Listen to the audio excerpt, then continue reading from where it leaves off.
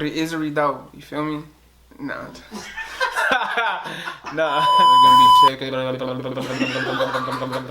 but why I keep fucking up?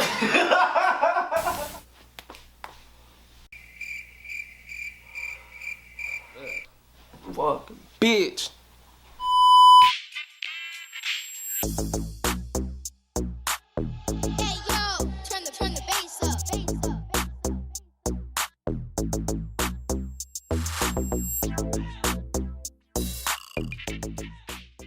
What's good? Y'all tapping into part 2 right here with Urban Moguls of B. Right here we drop the most game.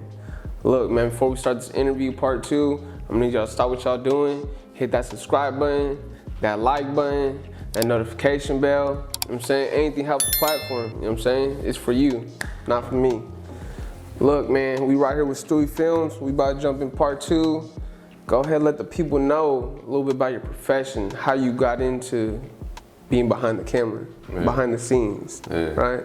So like I said, like when I was in school and shit, I still didn't know what I wanted to do. Right. So I was just still trying to figure shit out. And the thing about me, like I've always like trying hella different shit because you never know what you get at till you try it. You know what I'm saying? So for me, I was like, around that time, I was like making beats and then I was doing like, I was producing and doing like hella different shit. Yeah. And you know, it was cool, but it was like, this ain't what I like too much, you know what I'm saying? Yeah. And one time, one of my partners, because hella people come record at my house. Right. He was like, he posted on Facebook or MySpace, probably MySpace, he was like, I need a music video, anybody shooting videos, da da da. But around that time, there wasn't really cameramans like that, you know what I'm saying? It was probably like 2 or 3, you know what I'm saying? And I replied, I was like, what's up, bro, let me shoot your shit. He's like, you be shooting? I'm like, yeah, I got this camera, bro, I've been fucking around, da da da. But I didn't have one. Yeah. You know what I'm saying? So then, but I was like, fuck it, let me try it. I might like it. You know what I'm saying? So I ended up going to Best Buy, bought a little Canon, and then I just fucked with it. I was like, it's cool. You know how people shoot videos, they be like, yeah. So I was like, fuck it. Like, go in and out and shit, doing all that shit. So then I did that, and then we wanted to shoot the video the next day. I shot all of it. I was like, it's cool. You know what I'm saying? It's kind of fun. You figuring out how shit works. You shooting shit, and then we did a little sideshow, did hella shit. Yeah. I was like, it's cool. Man, with that being said, you gotta try on a couple different shoes in order to find the right pair that you like. You feel me? That's what you did. But then there comes that part where, yeah, you got the camera right. Yeah. You shot the video. Who's editing? Me. How you learn that though?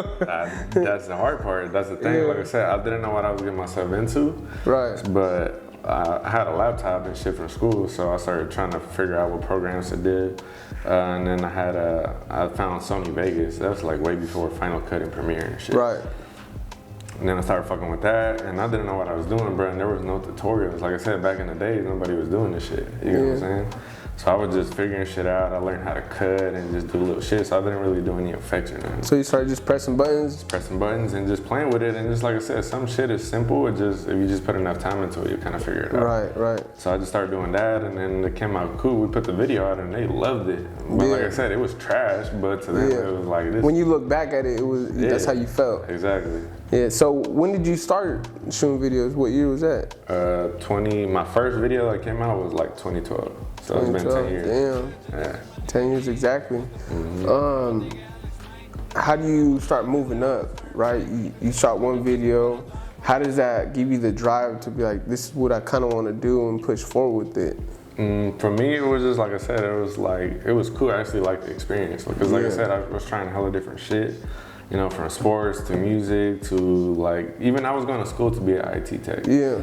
But even that shit came out hella boring to me, you know what I'm saying? I'm like, I'm trying to be doing this shit. What about it though, was it that got you intrigued to it?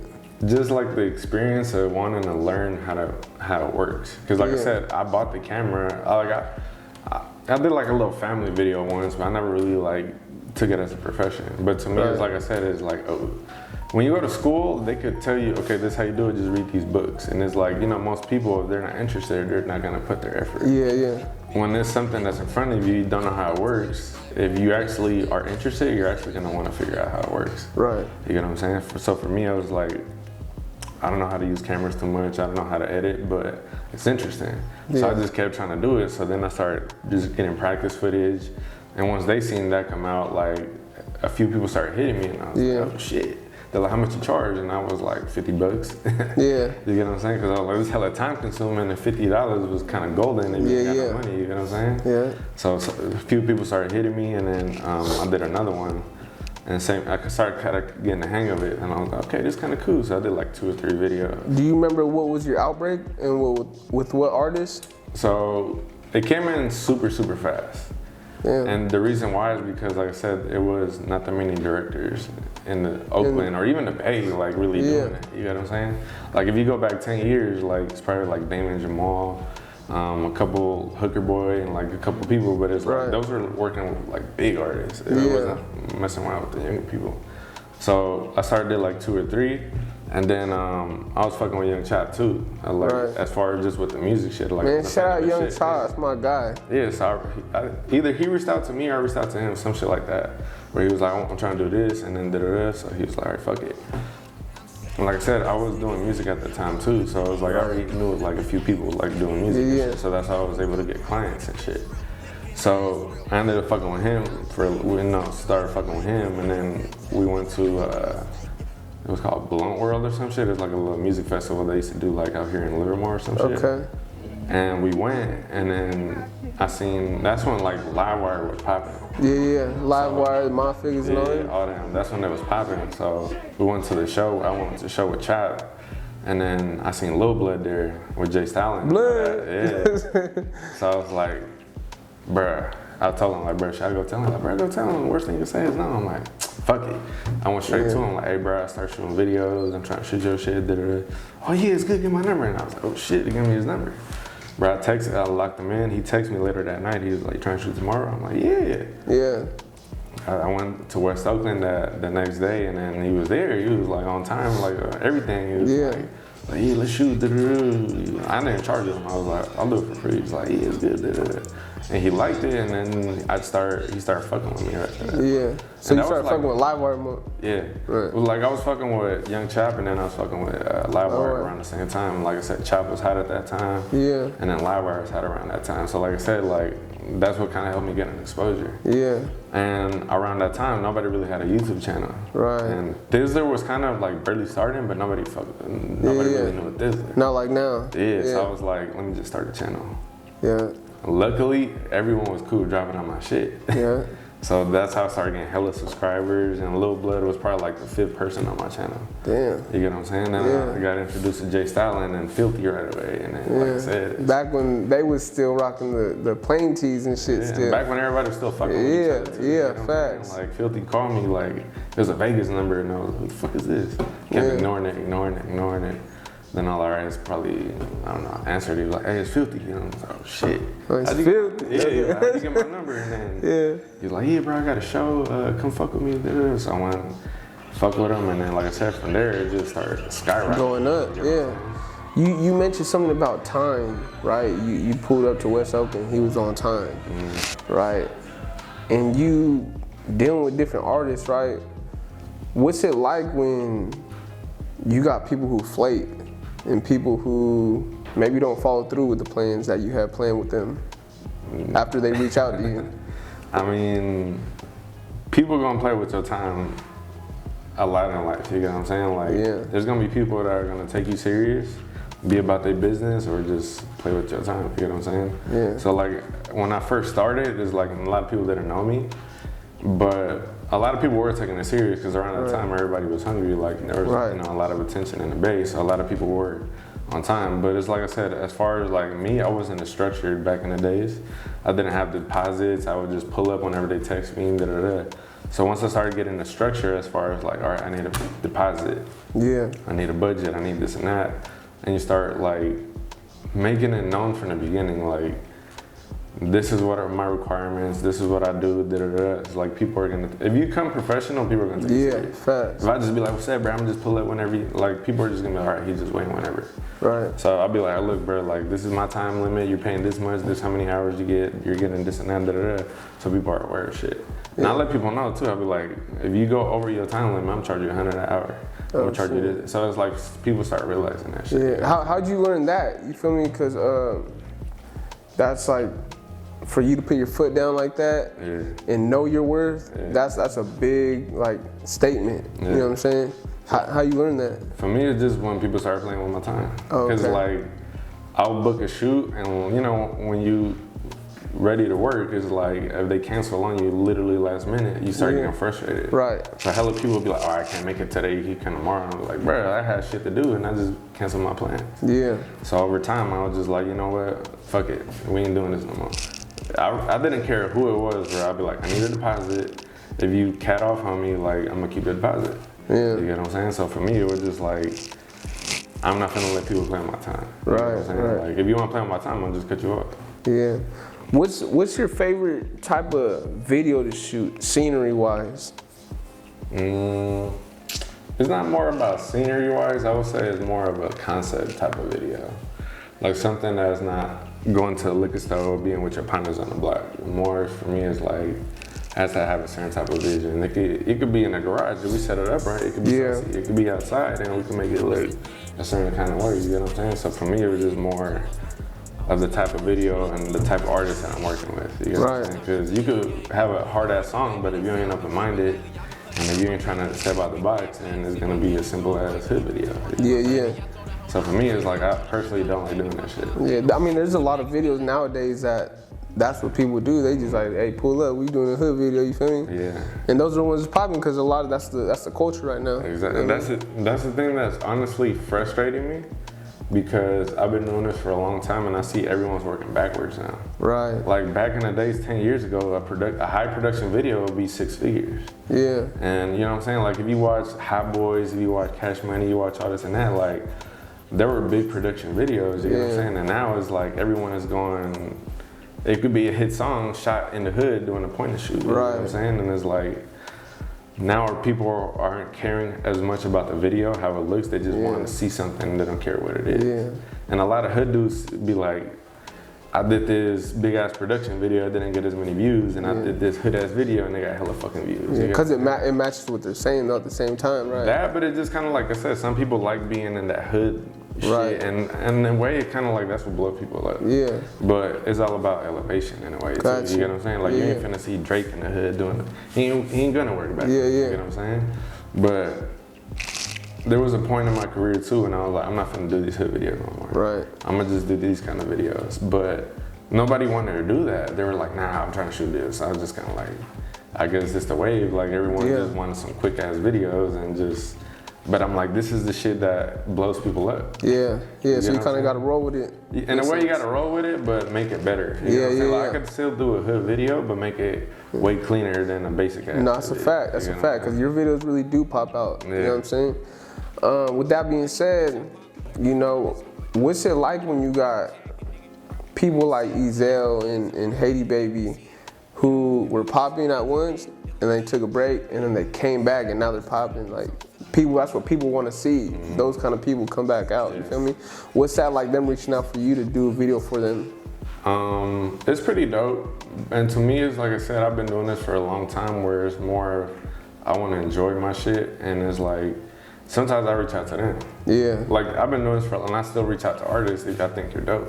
You know what I'm saying? Like with Haiti Baby, I reached out to him. I'm like, hey, bro. Like, he been reached out to me. Yeah. Like, he was like, hey, bro, I'm trying to shoot, da-da-da. But it was like his manager and da-da-da, so it never went through. But then I was like, look, bro, like, I'm trying to make something dope. You're open-minded artist, da-da-da. Yeah. So we start, you know what I'm saying, making shit work. And then with Ezell, I went to school with him. You get what I'm saying? Oh, we went word? to Oakland High. And, you know, I seen him popping off, like, and then I was like, he dope. You know? Was he always like that during school too? Yeah. Like he was popping like that? He just like, he has character. You know? Yeah. So, that charisma type shit. Yeah, so, I mean, even earlier I was FaceTiming them. Like, we hella cool, bro. Like, we like brothers and shit.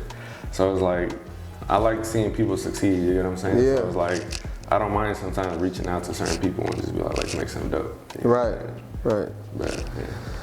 Well, man, the videos, the Stewy Films. Matter of fact, how you get the name Stewy Films? How you go about that? Do you have a name before Stewy Films? So my name been Stewy since the longest, like since middle school. Yeah. Because I was like, back in the days, like, I was skinny as fuck and I had a big head. Yeah. But the thing was, hey Arnold, like, type shit. So the thing was too, like back in the days, I don't know if you remember too, is like we used to wear them big ass shirts that always had like some graphics on it. Yeah. Like I had Stop Snitching, it had some money shit. Like I always had some crazy shit. So I used to always buy shit like that. And then one time I had like Stewy on it.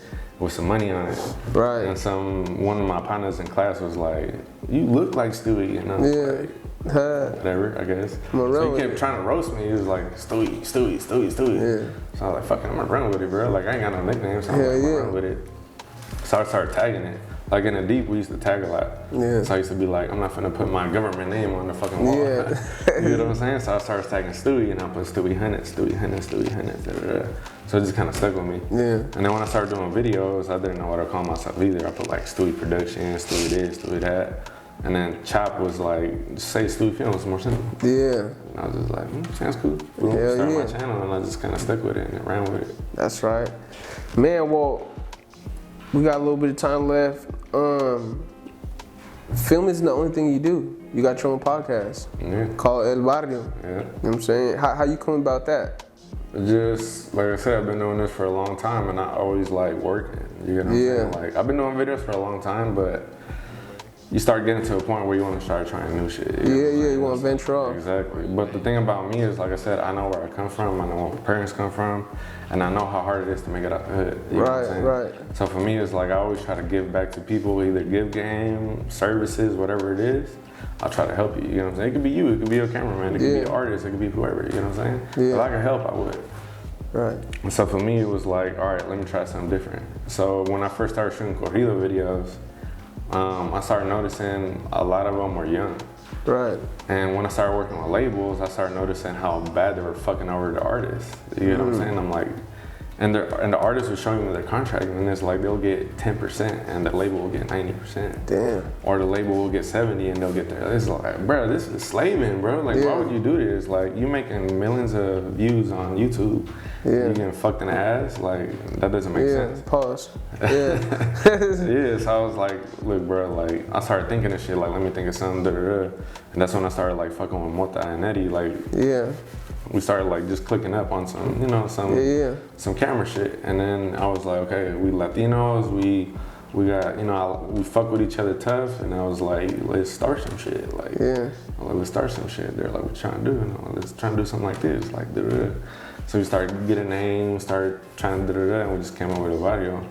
And then we told them, we said from the gate too, like, we want to do this to help everyone out. Right. We don't necessarily want to be a record label. We don't want to. We just want to giving them game. Give them game, help people out. We distribute their music if you need to, like, hell little shit. So like for us, it was just like, let's help people out. That way you don't get fucked in the ass. And, you know what I'm saying? So for us, that's been a whole thing. And it's like, we all got clout in a way. So we're like, all right, let's start a podcast and start bringing in guests and start. No, that's dope. I like it, man. It's a good vibe when you watch and you get a lot of laughs out of it, especially from Mota. Shout out Mota, man. That boy crazy. But man, look, last question before we end this interview. What kind of advice can you give people who are trying to get behind the camera, or they're shy to get behind the camera because they're worried about what people think and their edits might not be good and stuff like that? What kind of advice can you give them? Just get knowledge as much as you can of everything, but don't always try to be the quarterback. And by that I mean is, people always try to go for the main role. Right. Because you never know what you're good at till you try it. There's a lot of shit that goes behind the scenes besides being a director, besides being an editor. Like, there's people that do lighting, there's people that do sound, there's people that do graphics, there's people that edit, there's people that shoot, there's people that direct. There's so many hats you could wear in the camera field, you get what I'm saying? But everyone always tries to be the director. So you need to create a team before you can get out there. Create a team and just figure out what you're good at. Okay. You get what I'm saying? Like, for me, it's like I direct, shoot, edit, this and that, but it's like there's so many roles you can do, and sometimes I don't want to wear all those hats. Sometimes I just want to sit down and literally direct, like, got the director's chair right there, just sit down and tell people what to do, or just shoot the video, or even just edit it. There's so many roles, you get what I'm saying? But you gotta master one first. Master one, or figure out which one you're good at. Because you might be like, all right, let me go try to shoot videos by camera. You don't know what to do with it. Right. But what if you edit a video that your partner shot and you might be good at that? Yeah. Or what if I bring you to a video, I'm like, hey bro, just do the lighting real quick.